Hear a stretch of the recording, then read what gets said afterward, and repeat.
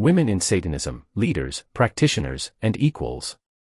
In many religions, women are boxed in, forced to fit roles designed to control and diminish their power.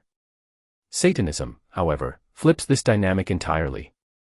Women here aren't just participants. They are leaders, the driving force behind rituals and the keepers of knowledge.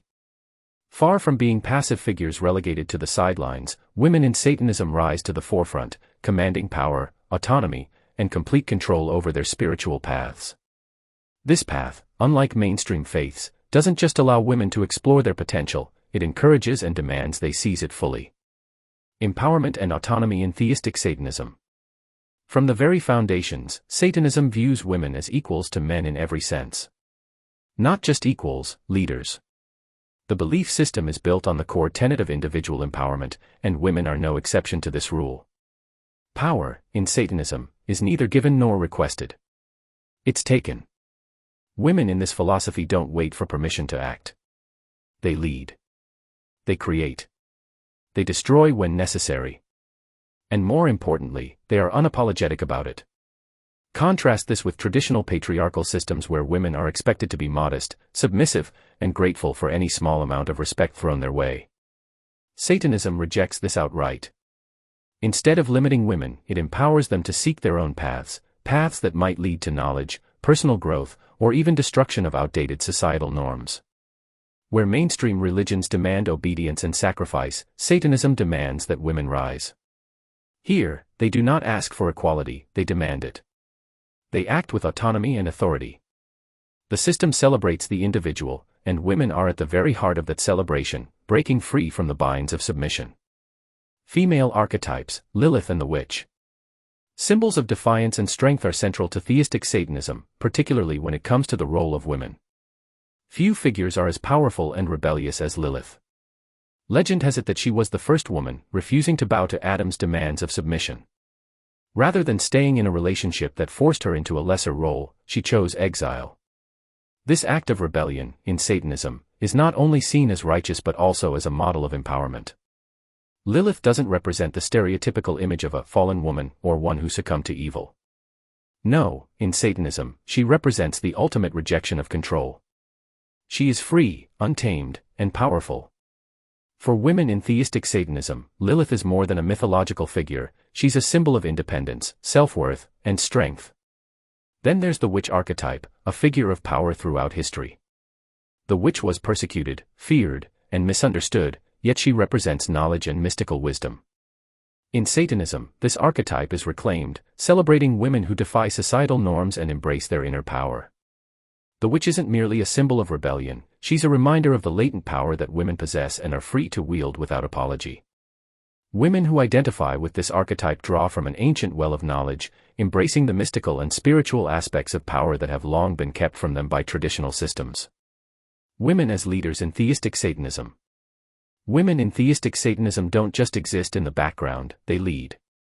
Figures like Diane Vera, founder of the Church of Azazel, have shown how women can shape and direct the course of this spiritual path.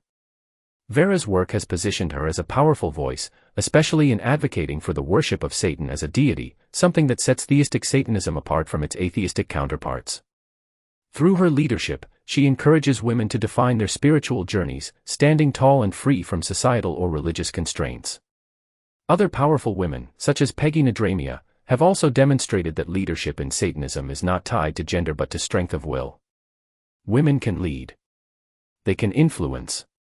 They can shape the very future of Satanism. Leadership is not reserved for men, as is often the case in mainstream religions. These women prove that Satanism is more than just a rebellious philosophy. It is an empowering system where women have the freedom to step into positions of influence, authority, and spiritual mastery. Sexual liberation and personal sovereignty. One of the core aspects of Satanism that sets it apart from traditional faiths is the view on sexuality. In mainstream religions, especially those rooted in patriarchy, women's sexuality is tightly controlled. They are told what to wear, how to act, and how to think about their bodies. But Satanism liberates women from these oppressive rules. In Theistic Satanism, women are free to express their sexuality without judgment. This freedom is vital because it ties directly into personal sovereignty. Satanism encourages women to embrace their bodies, their desires, and their instincts. The body isn't something to be hidden or shamed, it's something to be celebrated. Through rituals and personal practice, women in Satanism explore their sexuality as an integral part of their spiritual and personal growth. Here, there is no shame. Only power. Spiritual equality in rituals and practices. In theistic satanic rituals, women aren't confined to secondary roles. They are active participants, often taking on leading roles that symbolize goddesses, forces of nature, and archetypes of strength. Satanism places great importance on balance, and in these rituals, women's contributions are seen as equal to men's. The idea that women are somehow less capable or less spiritually significant than men has no place in Satanism.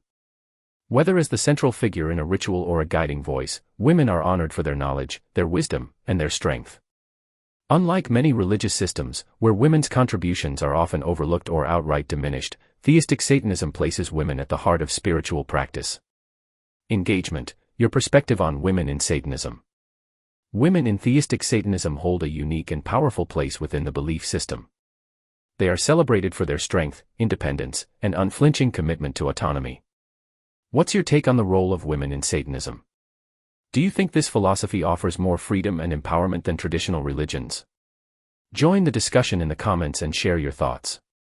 If this exploration resonated with you, don't forget to subscribe for more content on Satanism and spiritual empowerment.